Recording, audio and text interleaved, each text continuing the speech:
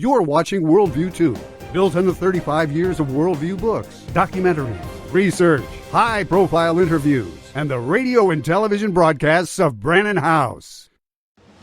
Colonel Rob Maness has a lifelong record of providing dedicated service to this nation. Having worked his way up from the enlisted ranks to full colonel, he served our country for more than 32 years. He has served as a bomber squadron commander, bomb disposal technician, Joint Chiefs of Staff Operations Officer, assisted the National Security Team with the campaign plan for the global war on terrorism. He authored the first theater nuclear war plan and served as the Vice Commander of America's largest airborne intelligence wing. Colonel Rob Maness is a true American hero.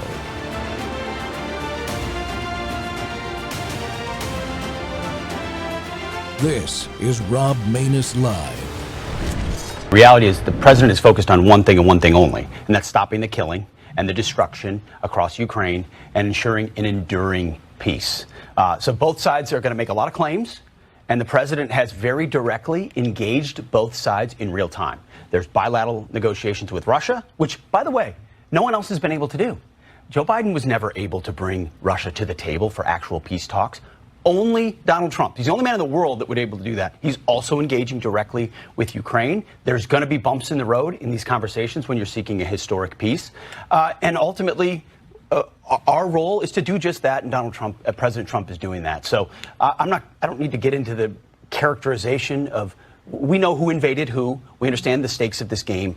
America, more than any other country in the world, has invested in helping Ukraine defend itself. Now it's time for peace, and that's what the president is dedicated to. Russia and America are engaged in peace talks. Welcome back to More War Monday. The Rob Maness Show is live on Worldview Tube, our X Spaces simulcast, Rumble, YouTube, Truth Social Plus, and Roku, and all in between just about. And you can get apps for your phones too and download it for Worldview Tube. So if you're not watching, you ought to be, because you can find us anywhere now. Well, we now know the peace deal to end the Russia-Ukraine war is underway, and what the different facets of it are starting to look like. Of course, the wild card is Volodymyr Zelensky, and he appears to be pushing back hard on the deal to include publicly insulting President Trump and refusing to sign up to the rare earth mineral U.S. funding security deal he proposed, and that's not very smart, really. Maybe the peace problem has been Ukraine all along and not the NATO leaders like former UK Prime Minister Boris Johnson, who we think pulled Ukraine out of the Istanbul Agreement. The bottom line is the Trump administration is now at the table with Russia, and the European Union and Ukraine are currently not. Is that going to be a problem? Well, unfortunately for both the Ukrainians and the European Union, they've been the intransigents along with the Biden administration, and quite frankly, they've been minor players in the peace deal so far, accomplishing very little to nothing to attempt to stop the killing. At some point, though, they're going to have to be brought into the deal, because from what we've heard so far, there's at least one proposal on the table for some kind of peacekeeping force, likely to include EU country forces of some sort.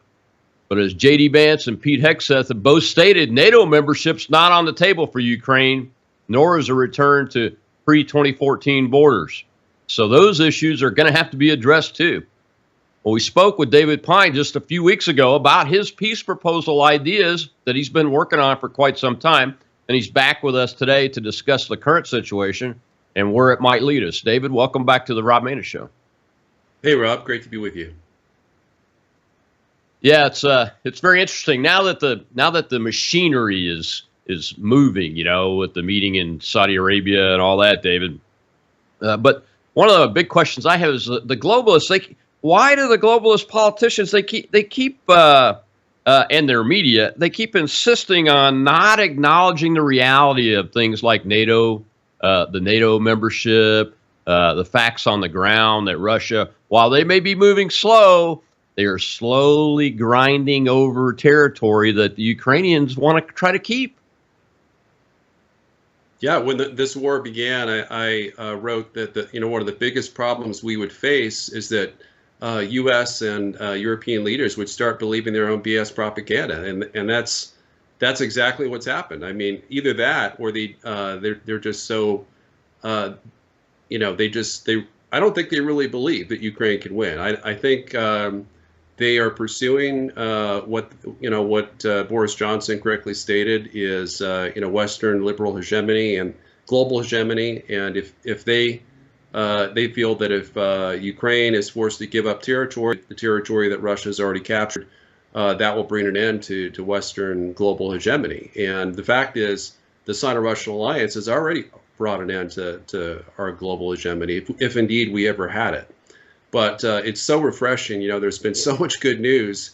I told a friend that I feel like I've died and gone to foreign policy heaven because President Trump has been so brilliant. I mean, he is just moving forward courageously, fearlessly, putting America first. He's not giving it into the liberal neocon litmus test that you have to call Putin a dictator, a war criminal, that Russia, it was Russian aggression that started this war, that it was unprovoked.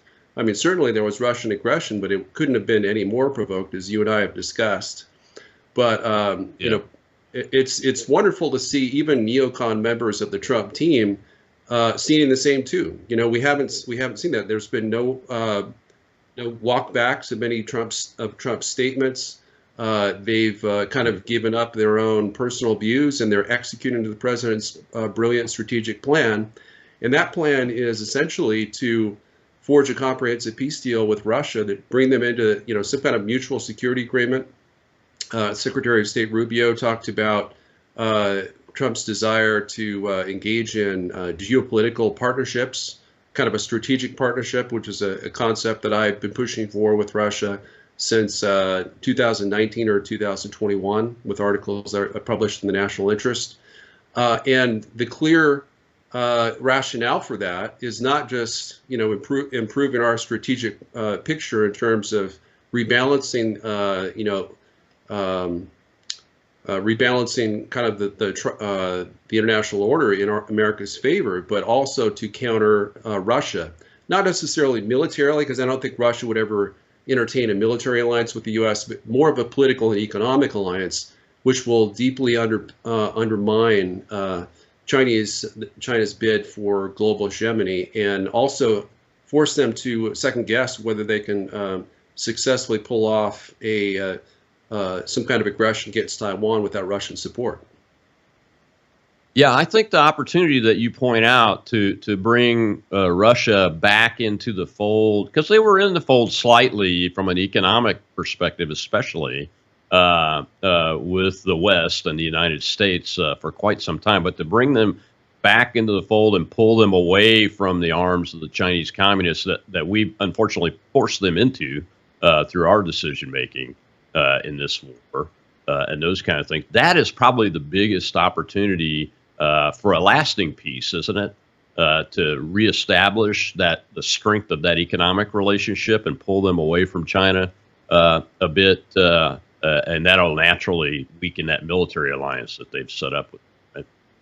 It is, yeah, absolutely is. It's what I've been arguing for since at least 2019, even earlier with my proposal for a grand bargain with Russia in 2009 to draw them away from their alliance with China. But we continue to have the neocons deny the existence of Russia's alliance with China. I mean, they talk about it's some kind of strategic partnership, something well short of an alliance. In fact, they proclaimed in February of 2022 that they have a no limits partnership alliance partnership that's greater than an alliance. So, that is something that Trump understands and has stated as recently as November of last year at a Tucker Carlson rally, that he's committed to divide and disrupt, and he seems to be moving forward with something along the lines of what I proposed in terms of a Russo-American détente, or perhaps better termed U.S.-Russia détente, to kind of put us in the lead. Not that it would be an unequal partnership, but this is clearly a U.S. initiative that the Trump administration is proposing, and it seeks to really resolve all of the existing conflicts that the U.S. has had with Russia along mutually acceptable lines. And this is something we never saw in the Biden administration. I mean, they were complete strategic imbeciles. When it came to realizing that the only way we could end the conflict in Ukraine or for the U.S. interest was not through a proxy war with Russia, but rather hard-nosed realist diplomacy. That's what Reagan taught us. Yeah. That's what Nixon taught us. They achieved great results, and Reagan brought down the Soviet Union not through anything the U.S. did, other than the fact that he kind of negotiated the end with Gorbachev through kind of mutually reciprocal arms control and other negotiated agreements, without which the Soviet Union would still exist today. Yeah, and for the most part, Reagan's messaging during that time frame, once Gorbachev came to the table, was primarily in a positive way, much like Donald Trump is doing. Although we're seeing some activity. I mean, just before we came on the air today, this UN vote. Today's the third anniversary of the start of this phase of the Russia-Ukraine war, ladies and gentlemen. And the Ukrainians proposed a peace resolution in the United Nations, and the United States, along with Israel and Russia, actually voted against it. And of course, the neocons are going, see, look at the company we're keeping now. What a terrible place this is. But you have to understand that there's a bigger strategic picture here, and the president. There's a lot going on that we don't know about explicitly. I think he's probably talking to probably at least 10 different nations in this conflict about different things that they would like to see and those kind of things, right? So I'm not surprised by that vote. Yeah, that really underscores my earlier point that Trump is not agreeing to sign on to any liberal or neocon litmus tests. With that. Because essentially what the resolution stated is it condemned Russia as kind of solely responsible for the invasion, the aggression against Ukraine. It called for a full withdrawal of all Russian military forces from Ukrainian territory, their 1991 pre-war territory, prior to their annexation of Crimea in 2014. None of that's going to happen, and it doesn't. It doesn't do any good. Of course, Putin's a dictator, and Trump's admitted that. Just like Zelensky's a dictator. They both have repressed political opposition in brutal ways, oftentimes. So there's a lot more. There's a lot more in common with both of them. They're both authoritarian regimes, and really, Trump understands, I think, more than any other U.S. leader ever has, that the U.S. really doesn't have a stake in the outcome of the war. Certainly in terms of the, where the border is drawn in southeast Ukraine at the farthest fringes of Europe. In fact, the only vital interest the U.S. has ever had in this conflict is that we avoid World War III. And that's the direction that Biden was pushing us. And many European leaders, as you pointed out, continue to push us with, Starmer's insistence that Ukraine's on a, irreversible path to NATO membership. Failing to admit that there's probably 5 to 10 countries, including the U.S., that would never agree to that. Germany would at least Germany's last chancellor would never agree to that. The new one appears to me more bombastic and anti-American than the previous one. So, but what we're seeing here is Russia describes our NATO allies as client states, and in some respects they have been. They're satellites is perhaps too harsh, but client states that, at least on foreign policy, they have traditionally followed the U.S. lead. And here we are, we have kind of a vassal state in Ukraine, a military protectorate, I think would be a more kind term, that is rebelling against us. Trump has asked them to support peace talks. Zelensky's refused to do that. He's refused to join peace talks. If he was invited, he's not invited because he opposes peace with Russia. And then, of course, the minerals agreement, which would be spread out. Yes, it would commit, generations of Ukrainians to repay us, but it would be over a period of centuries. And, so the burden would be maybe $550 million a year, from Ukrainian terms. That's not chump change like it is for us because they're the poorest country in Europe. But it's still a very minor amount, and they're going to get all kinds of money, tens of billions to in reconstruction funds. They're going to have security guarantees from the EU, maybe not the U.S., and I think that's probably a good thing.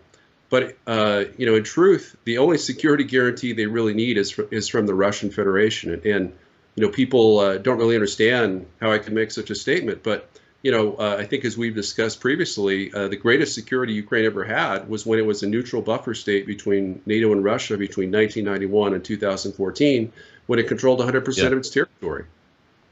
That's right. You're right. You're right. Absolutely right. Well, we got to take a break. When we come back, we'll dive a little bit deeper into the Saudi talks that happened in Saudi Arabia and into the potential for this. And I want to talk with David about the extent of this minerals agreement. It guarantees the United States bolster their security because we want the money from the rare earth minerals and access to the minerals themselves. We'll be right back on the Rob Maness Show with David Pine. It's More War Monday, and the peace talks with Russia are underway.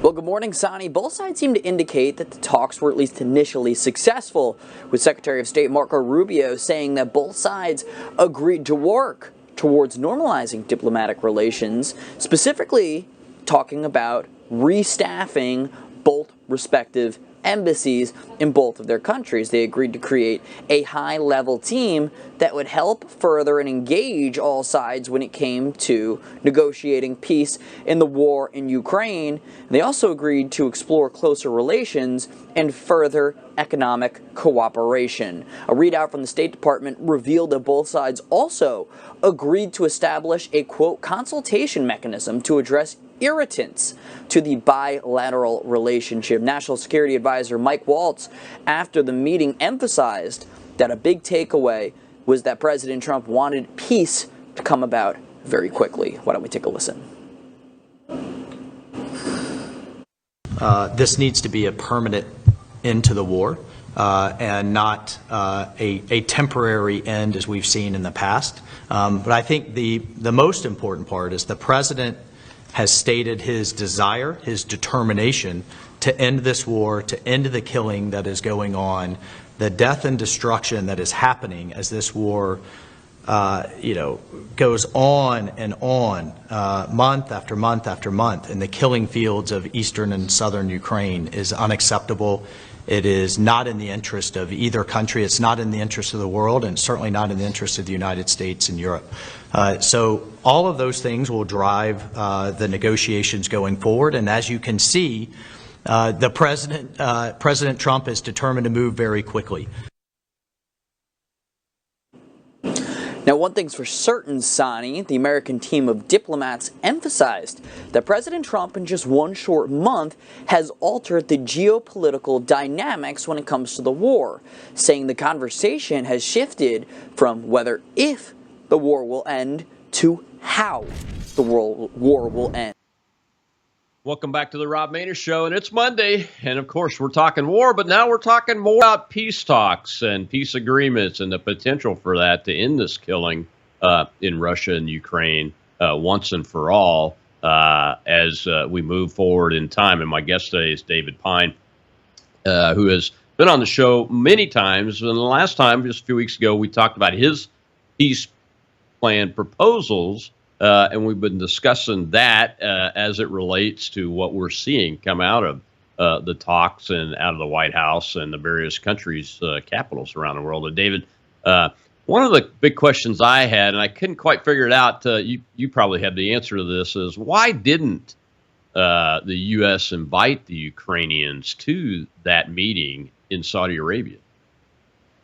Well, there's several reasons, actually. One of the reasons is that one of the main subjects of the negotiations between the U.S. and Russia is the future security architecture of Europe, and that includes, bilateral deals, likely a U.S.-Russia free trade agreement, perhaps getting them and India to leave BRICS.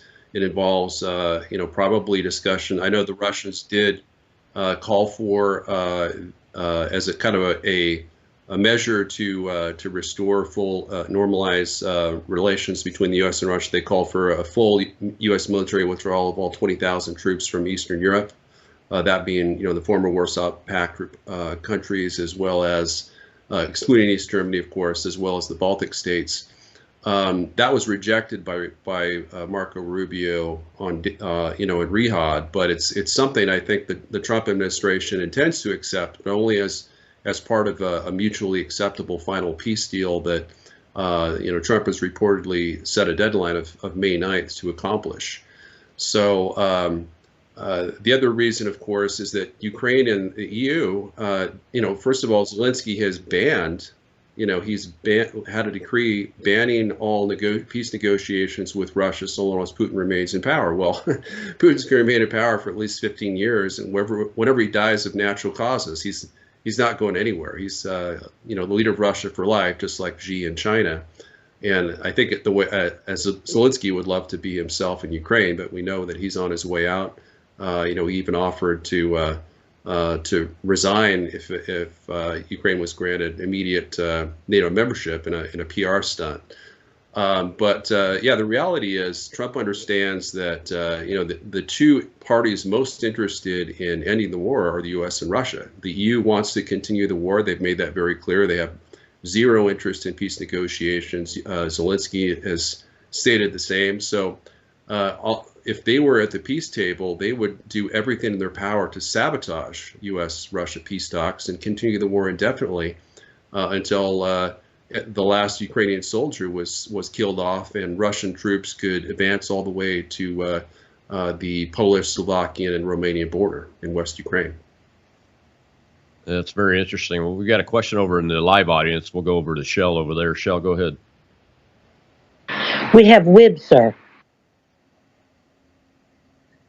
Thank you, Shell. Thank you, Colonel. Thank you, Dr. Payne. Pine, I'm sorry. I would like to know what potential securities or guarantees Russia could ask of the United States, since the United States has broken almost every assurance that came out of the Budapest Memorandum. Yeah, so the security guarantees Russia is seeking were spelled out on paper in December 2021 with two mutual security draft agreements that they presented to the U.S. and NATO. The one with NATO was entirely acceptable in terms of my opinion. The one with the U.S. had 3 of the 8 points were problematic, I think negotiable. But essentially what Russia is looking for, first of all, they want Russian or U.S. troops, and ideally all Western European troops and Canadian troops withdrawn from Eastern Europe. They're happy, if Poland wants to send troops to the Baltics, or Romania wants to send troops to the Baltics, they're fine with that. But they would like all Western troops withdrawn because they rightly view that as a breach of an understanding between the U.S. And Soviet leaders in terms of actual deployment of Western NATO forces, and what was considered at the time when we negotiated an end to the Cold War to be kind of a buffer region that was intended by both sides to be neutral buffer states to protect both sides against aggression from each other and ensure that no military conflict ever erupted. Unfortunately, the Clinton administration made a fateful decision to expand NATO to Russia's borders for the first time in Kaliningrad, and then Bush Jr. doubled down on that by expanding NATO to include the Baltic states and further along Russian borders. And now, of course, we've doubled the length of our border, NATO's border with Russia, by the addition of Finland. But So that's a key security guarantee they're looking for. I think they're also looking for a withdrawal of, or rather a redeployment of our 150 B-61 nuclear gravity bombs in Western Europe that are really obsolete, really offer very little deterrent. It's more symbolic in terms of kind of this extended deterrence capability that really could be filled by, Slickamens, sea-launched cruise missiles from our warships if we ever redeploy those, essentially nuclear-armed Tomahawks. And then they also want, some kind of protection, some kind of distance where the U.S. is not allowed to fly heavy bombers. Well, both sides really, no heavy bombers or warships within a certain range. I think they propose like 1,500 miles. That's totally unacceptable from my standpoint. I would favor 200 miles because that 200 miles is the distance at which we typically intercept their bombers, from Alaska. That's kind of our own, air defense identification zone. We turn them away at 200 miles from U.S. territory. And so I think that would be reasonable and would give them an additional security guarantee. But ultimately, these type of security guarantees are, very much dependent on who occupies the White House. So, if we got Kamala Harris coming in after Trump instead of J.D. Vance for another 8 years, we could easily go back to some kind of, proxy war with the U.S. and Russia and Europe that could, again, threaten World War III. But in the meantime, I think it's very clear, and I think Putin's essentially stated this. He really respects President Trump as a strong, visionary leader and courageous leader, and he views the talks between the U.S. and Russian delegations, which were conducted at almost the highest level, at the kind of foreign ministerial level, to be very very successful. Yeah. I think you're right there. One of the questions that I have though is, and this videos, the clips running around now, is Mr. Lavrov. He keeps going back to the Istanbul Agreement and saying, hey, so he must be getting a question of who started the war, et cetera, or why haven't you come to the peace talks before, and those kind of things. And he keeps talking about how Boris Johnson essentially torpedoed the Istanbul Agreement, and Lavrov says, we were within an hour of signing that agreement, and Ukraine would have had all of this territory that it no longer has, and Russia would have been fine with that as long as there was essentially no NATO membership, and the state of neutrality would return back to the thing. Why does Lavrov bring that up now? Well, I think he just wants to underscore the point that for Russia, this has never been a war for territory. It's been described by DeSantis, and others as a border war, and in some ways it has become that. But we know because of the leak of the Istanbul Agreement, the exact terms that were agreed to by Russia and Ukraine in late March of 2022, that Russia actually agreed to withdraw all of its troops from all pre-war Ukrainian-controlled territory. So it wouldn't have had this link, this land corridor between Crimea and the rest of Russia. It didn't actually want or need that. The key element was exactly what they said. They had like four terms that they needed to see. This was proclaimed on day 2 or 3 of the war. The Russian spokesman Peskov stated that they needed to see Ukrainian neutrality, permanent neutrality outside of NATO, all NATO troops and bases withdrawn from Ukraine. They needed demilitarization, so that'd be partial demilitarization, clear caps on both the force size of the Ukrainian military, as well as strike systems principally, but also more defensive weapons, conventional weapons systems such as tanks. Strike systems essentially referring to a number of systems that, missiles, cruise and ballistic missiles that could potentially be armed with nuclear weapons, and of course, nuclear-capable fighter aircraft. And then they want to see denazification, which essentially meant, a regime change to a leader that, if not Russia-friendly, was at least committed to neutrality, which Zelensky clearly was not. And then they conceded that, and they by March 8th of 2022, they conceded that Ukraine could stay in power as a figurehead, as president, if there was kind of a more Russia-friendly prime minister. And now, of course, well, until recently, they agreed to accept Zelensky continue as Ukraine's leader. But now Trump and Russia are united in calling for democratic elections in Ukraine. And I don't think Putin really cares, who replaces Zelensky. I mean, I don't think there could be a worse leader than Zelensky for Ukraine right now, or a more anti-Russian leader. Any leader that's going to replace him is going to at least speak. They might be anti-Russian, but they're going to be committed to Trump's initiative for a permanent peace that ends the killing and allows for the return of literally several million Ukrainian refugees to Ukraine, as well as reconstruction, which they've needed for so long. It could cost up to $1 trillion. This whole thing didn't have to happen, David. I mean, my goodness, if they'd have just said freedom is okay, you Russian speakers can speak Russian and all those things in the Donbass region, and that even goes down to Odessa. Odessa's a heavy Russian ethnic.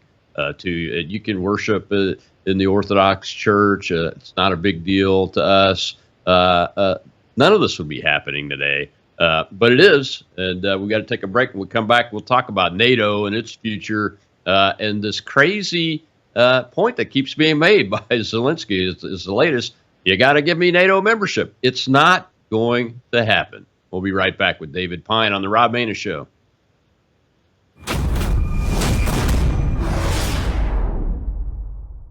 Hello, I'm Brandon House. I want to thank you for all your support at wvwfoundation.com that helps make possible pushing out 24/7 content for free.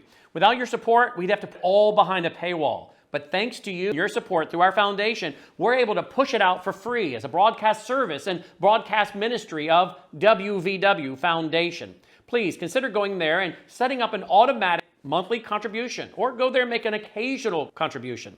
If you prefer to support us through the mail, you'll find our mailing address there at wvwfoundation.com. You can also call and make your contribution over the phone by calling 901-825-0652. That's 901-825-0652. Again, all these details are available at wvwfoundation.com.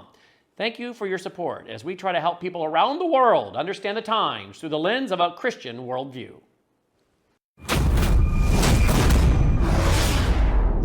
The United States does not believe that NATO membership for Ukraine is a realistic outcome of a negotiated settlement. Instead, any security guarantee must be backed by capable European and non-European troops. If these troops are deployed as peacekeepers to Ukraine at any point, they should be deployed as part of a non-NATO mission, and they should not be covered under Article 5. There also must be robust international oversight of the line of contact. To be clear, as part of any security guarantee, there will not be U.S. troops deployed to Ukraine. Welcome back to the Rob Maness Show. We're live on Worldview Tube and our X Spaces simulcast and everywhere else where you can find at Rob Maness or at COL Rob Maness on Facebook, Roku, Rumble, Video, Getter, Truth Social Plus, and all of those. So please go check us out, subscribe to one of those, or you could subscribe to all of them. But the information you're getting here is unique. It's in the moment, and it's critical for your understanding of what's happening in the country and in the world. And today we're talking with David Pine about the peace deal talks between Russia and the United States about the Ukraine-Russia war. And David, I just had to play a clip of at least Pete Hegseth or J.D. Vance. Pete's a little more photogenic and comes across like a Fox News guy. Oh, imagine that. Anyway, the whole NATO thing, it's just one of the realisms that is being faced here is that the reality on the ground is the reason why Russia eventually pulled the trigger in February of 2022 was because of the NATO membership issue, wasn't it? It absolutely was, yeah. And it's so tragic, really, because, I mean, the whole idea of Ukraine being a member of NATO was a farce from the beginning. It was the U.S., at least under the Biden administration, they never supported that. Behind the scenes, they were telling, they waited until after Zelensky started the war, essentially, by refusing to declare neutrality before Putin invaded, and waiting until afterwards to do so. But essentially, what happened was, Biden was offered the chance by Russian President Putin to sign a written, issue them a written guarantee that Ukraine would never join NATO, in return for which Putin guaranteed that Russia would never invade Ukraine. And Biden told Putin to pound sand, that he wouldn't. It's not something that the U.S. was willing to entertain. That Ukraine had a sovereign right to join whatever alliance it chose to. Imagine us saying that about Mexico or Canada if they were in the process of joining the Sino-Russian alliance. I think we might feel a little differently with Russian missiles potentially stationed in Toronto, 350 miles away from Washington, D.C., which kind of helps people understand why Russia did decide to pull the trigger and invade Ukraine. But so it was a farce on that point, and then Zelensky decided so Biden deliberately chose war. That's why I call it Biden's war in Ukraine, because he knowingly and deliberately chose war over peace when we could have given that guarantee at no cost to U.S. security whatsoever, and to save Ukraine from invasion. And Zelensky followed through. He could have. He had a veto right over Biden's statement, because all he had to do was say, I'm going to implement Minsk II right away. We're changing the Ukrainian constitution. We're withdrawing all Russian or Ukrainian troops from the Donbass region, and Ukraine will never join NATO. Guarantee that. And even if Biden said, Ukraine was joining NATO, I think that would have been sufficient for Putin not to invade. But then, Biden waited to tell him until I think a month after Russia invaded that Ukrainian membership in NATO was never going to happen, but he wasn't allowed to admit that out loud. And there have been a couple times when Zelensky's, violated that agreement and said that he's mad because he was led along what John Mearsheimer calls the primrose path of NATO membership, and it's the outcome has been disastrous for Ukraine, because that was a security guarantee that they were never going to be allowed to achieve by the U.S. or Russia. Yeah, I can't help but keep going back to your warning that you made years ago about the fear that these people would start believing their own propaganda. And fortunately, we have President Trump and his administration coming into office now, and they're not part of that delusional group. But that gets me to my next question, and it's about the NATO countries. I keep seeing it. Just yesterday, somebody from a NATO country that was a former high-level official in one of them, in one of the Baltic states, said once again that if Ukraine falls, Russia is going to roll over the rest of Europe. Do you see any facts that support that concern at this point? Absolutely none. I mean, Russia has virtually no troops on Ukraine's or NATO's border. Putin has made clear that he doesn't even want to conquer Ukraine, let alone the Baltic states or Poland. I had previously earnestly predicted that Russia would try to retake at least transform Ukraine into a satellite state before they ever moved on the Baltic states. That was proven wrong when Putin made the decision to withdraw all Russian troops from 3 northern Ukrainian oblasts, including Kyiv. A lot of people, the same people that are talking about how worthless the Russian army is and how poorly they performed, failed to admit that our own top generals, including Milley, was saying that Russia could potentially take Kyiv within 3 days. And in fact, they partially surrounded Kyiv within 3 to 5 days. And it was only on what appears to be an order by Russian President Putin to halt, this 40-mile line of armored columns that, was mysteriously halted for 30 days before it was made a quick turnaround on April 1st. And we realized it had the fuel all along, but it was a political decision made by Putin to not further advance around Kyiv because he was getting the results that he wanted. The entire purpose of the Russian invasion was not to conquer, subjugate, or enslave Ukraine, but rather it was to transform it from a de facto NATO member state that posed at what Russia considered to be an existential threat to a neutral buffer state along the lines of Switzerland or even, Cold War era Finland, essentially the Finlandization of Ukraine. That was a solution that Kissinger talked about, Brzezinski's talked about from 2014 on, and that remains the solution today. An independent, secure, but neutral, Ukraine based on the Finland model with, a very small army of active forces. In the case of Ukraine, Russia's asked for 100,000 troops, but maybe a large force of border troops that would exceed that could be deployed in the disputed regions. That provided real security for Finland. They were viewed as not fully independent from the Soviet Union, but I think in large respects they were. I mean, they never joined the Warsaw Pact. They never, formally aligned militarily. There were no Russian troops stationed on Finnish soil, other than the 11% of territory that Russia annexed in 1944 at the end of World War II with the end of the Continuation War. So that's always been the model for since the Russian annexation of Crimea, and I think that's what Trump's working on implementing today. I think you're right. We've got another question over in the audience there. Go ahead, Shell.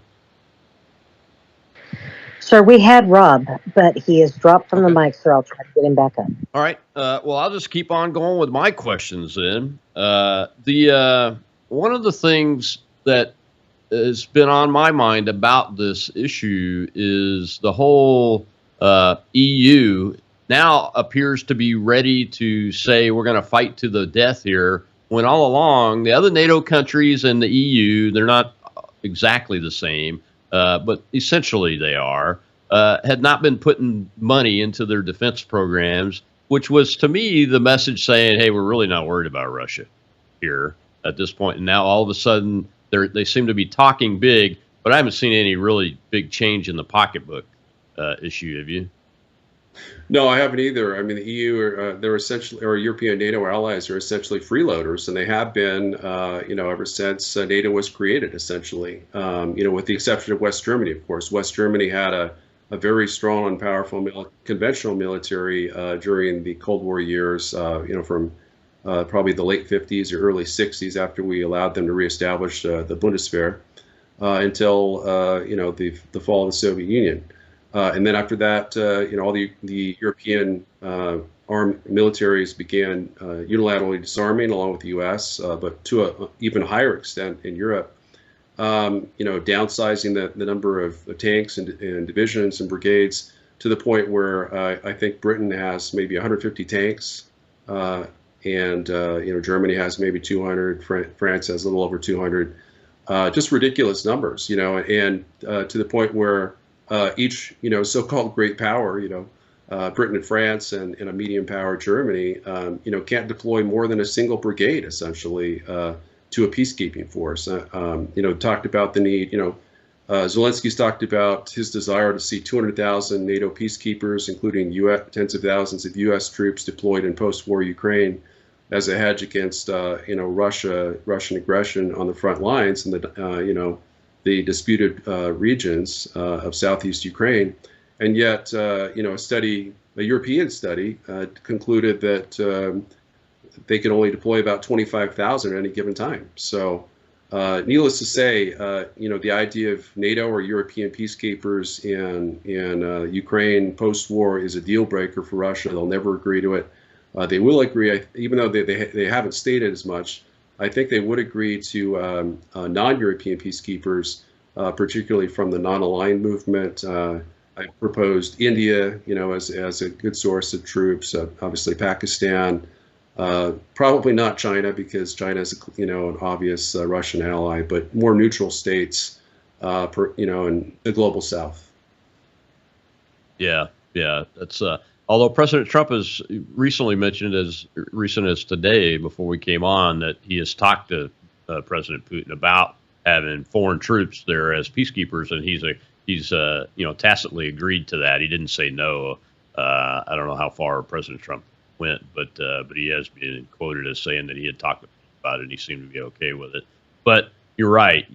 I just don't see NATO and or European troops being acceptable. The polls have already said when they were talk about going in there, said no, we're not going to do that. Although Macron is here today, I saw him just a moment ago in the Oval Office with the president, and of course the French have offered their troops once again. Well, we got to take our last break, Dave. When we come back, I want to dive into this rare earth mineral issue for security for the United States' money, and talk about why Zelensky is being really stupid about that, because he really is. I mean, the security part of it is what he needs to be thinking about, not the long-term having to make these payments. And we'll be right back with David Pine on the Rob Maness Show at Worldview Tube.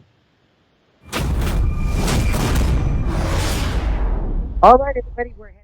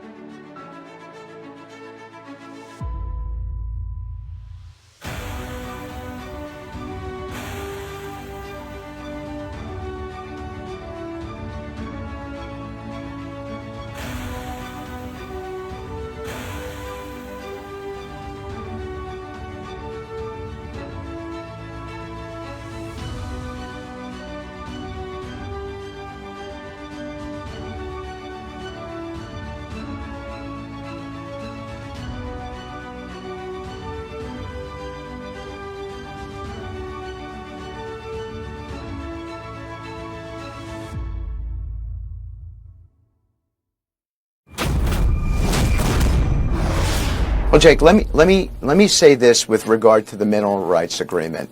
The president came into office, and lo and behold, what did he find out? That we are the majority share of the aid to Ukraine, so we're funding it, and we were funding it with no arrangement to pay it back. Alternatively, the Europeans, who were most affected by this war, were funding the minority share, and they had agreements to pay it back. So, as is typical of the president, he's very, very sensible. He said to himself, that makes no sense to me. Why would the American public, taxpayers here, be funding the majority share, not get anything back? The Europeans funding the minority share, they get everything back. So this agreement is much about repayment for all that we have done on behalf of the Ukrainian people. And that's the way the president sees it. I expect to see a deal signed this week. You saw President Zelensky waver in his commitment towards that a week ago. The president sent a message to him. He's not wavering anymore. I think there's a reason he's not wavering. It's because he realizes that we have done so much, and that agreement belongs being signed. And I think you'll see it signed this week. Welcome back to the Rob Maness Show. We're talking about Monday again. It's More War Monday, although today it's about peace talks, and now the reality of the peace talks and the potential for the various agreements between the United States, Russia, and the various countries, especially the belligerents in this conflict, to get the killing stopped. And that was Steve Witkoff on CNN talking about the rare earth mineral agreement. And my guest today is David Pine. And David, it just makes so much sense to me. I can see where the president's coming from, but the part that Witkoff has not talked about, and very few people have on the air, is this question. Zelensky is pushing back on this idea, although I'm hearing that he's closer to putting his signature on it, really, to be honest with you. But he pushes back on this idea when it's the one security guarantee by the United States over a 10-year or more period that it's gonna back up what it says, because it wants to get paid back for the support it's been giving. And we need the rare earth materials in order to balance against China's monopoly on that. Yeah, I think it's a win-win. I mean, it's certainly not a great agreement from the Ukrainian perspective. They don't get any military security guarantees along the lines that they've been hoping for, but they have kind of a tacit economic security guarantee, which is basically that, if the U.S. isn't heavily invested in Ukraine's rare earths, that no, we'll never send troops to defend Ukraine, but we'll, massively open the spigots like Biden did and send them every weapon that we can spare to help defeat a future Russian aggression. That's never going to happen so long as the final peace deal is minimally acceptable to Russia and to President Putin. But yeah, in terms of the agreement, it sounds really bad. To be honest, I mean, it's almost a colonial agreement in terms of the $500 billion. I'm not sure where the president got that. He's talked about $300 billion. I think $300 billion U.S. aid is much more in the ballpark for what we sent them, because a lot of it wasn't counted correctly. The Biden administration did everything they could to send them much more than was congressionally authorized. But what makes it more reasonable is that it would be paid off over a period of up to 900 years. I mean, at the current rate of, Ukraine has been, profiting by 1.1 billion a year. Now, granted, that's under wartime conditions, but I doubt it would go up that much, especially where, half of Ukraine's rare earths are now controlled by the Russian Federation with the territory that they've annexed. And so this money would be paid at a very small rate. So the payback would be minimal on a yearly basis, and it would be paid over many, many generations, centuries. I mean, we would it'd likely be written off, within 50 years. It wouldn't go that long. And even if it did, the actual value of 500 billion, it could be the inflation could go up over a period of centuries. It could be worth, 50 billion or even 5 billion at the end of the payment period. So, it's not unreasonable. The optics are bad. Certainly the optics are bad. And what Zelensky is learning the hard way is that when he rejected the initial agreement after saying he would sign it, Trump made it much more onerous. So, Trump didn't compromise in Zelensky's direction. He made it even worse for Ukraine. Made the terms more difficult for Zelensky to accept. And that was, of course, in response to Zelensky essentially calling Russia or calling Trump a president who lives in a Russian disinformation space. I mean, that was incredibly stupid for him to make when, the entire fate of Ukraine rests on whatever the best terms that Trump is able to negotiate. And maybe if Zelensky keeps being, playing hardball with Trump, maybe he won't give Ukraine the best terms he could get. He might actually concede on Russia's terms. Now, I really think that Putin he's not going to give much, in these, from his June 14th proposal. I think it would give up, the idea of any additional Ukrainian territory. That's a likely big win on Trump's part. But aside from that, I don't see a lot of give and take from the terms that Russia has articulated. As we discussed 3 weeks ago, I discussed a number of areas where we could make the Russian terms more in Ukraine's direction, and kind of have reciprocal concessions. But I think Trump's ready for that. I think Trump's ready to accept most of Russia's terms. And to be honest, I think most of Russia's terms are fairly reasonable. They're not outside what I would consider to be reasonable. And again, the most important thing is that any peace deal is acceptable to Russia, because if it's not, I can guarantee you that Russia will be back for more in the next 2 years. Yeah, I mean, they can just keep grinding it out. They don't have to stop. That's one of the challenges that the president's team faces, is that there's just not a whole lot of incentive there for Russia to stop what it's doing currently today. And I think that President, this is my opinion now, I think he's getting fed bad numbers on the casualties the Russians are taking, the loss of equipment and those kind of things, because the numbers I keep seeing match up what the NATO and the Five Eyes numbers are that they like to push out, and that those numbers have never been accurate. They've always been inflated for propaganda purposes. I mean, we're in a war, folks. The propaganda is flying. So hopefully we can get the real numbers to the president and his team, so they have the right tools to talk from the right place there.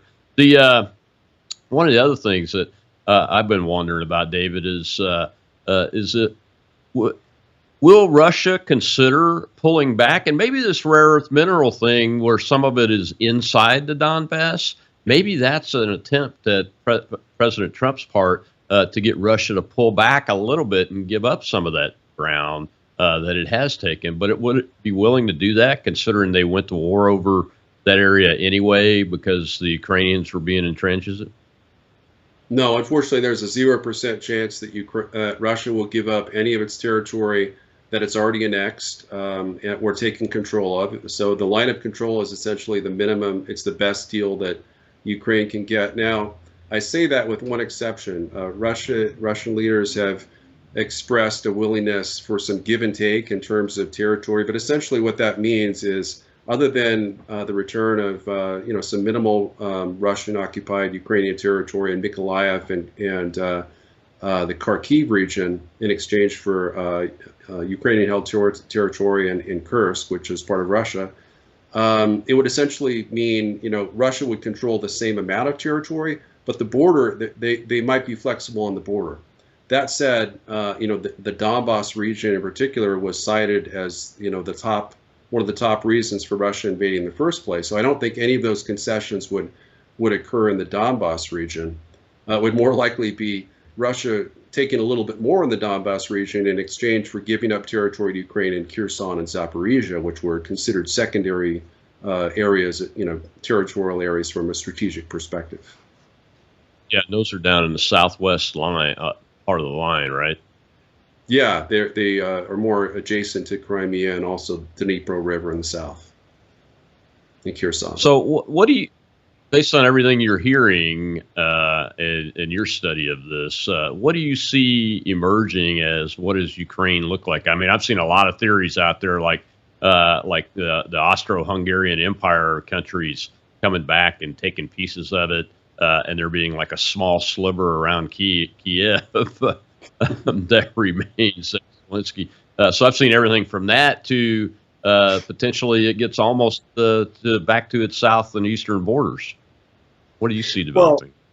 Well, I mean, I think what former Russian President Medvedev has stated is that if Ukraine doesn't agree to peace on Russia's current terms, then the outcome of the war would essentially be all of the left bank of the Dnipro River, including eastern and southern Ukraine, including Odessa, would fall under Russian control and perhaps even be annexed by Russia, and likely Kyiv as well. So he basically said that even part of central Ukraine and northern Ukraine would be annexed by Russia. But that's not going to happen.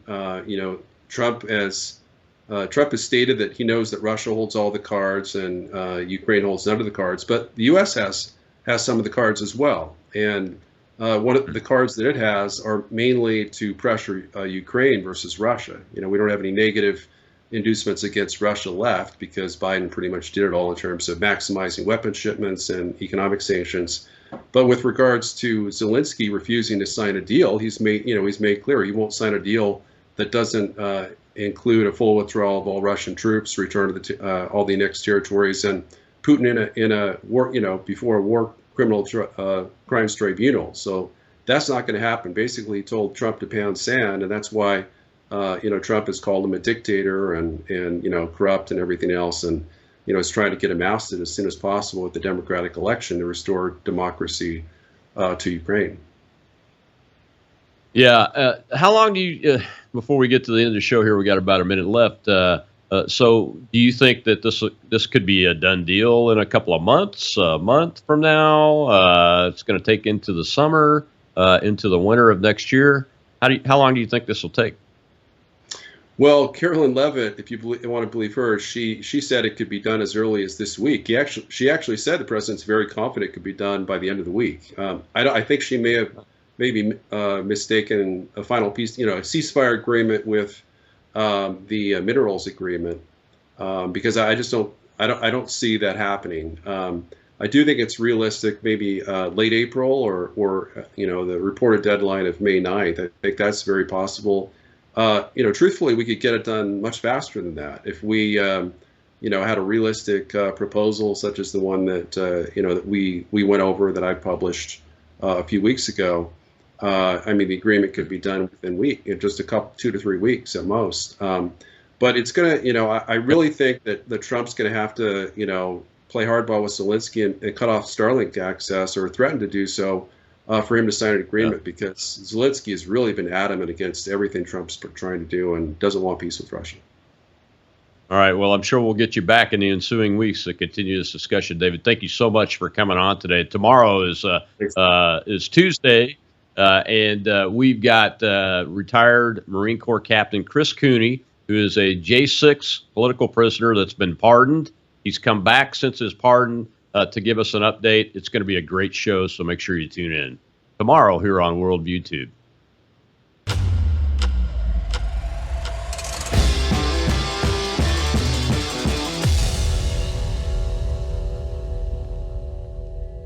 You're watching Worldview Tube, built on the 35 years of Worldview books, documentaries, research, high-profile interviews, and the radio and television broadcasts of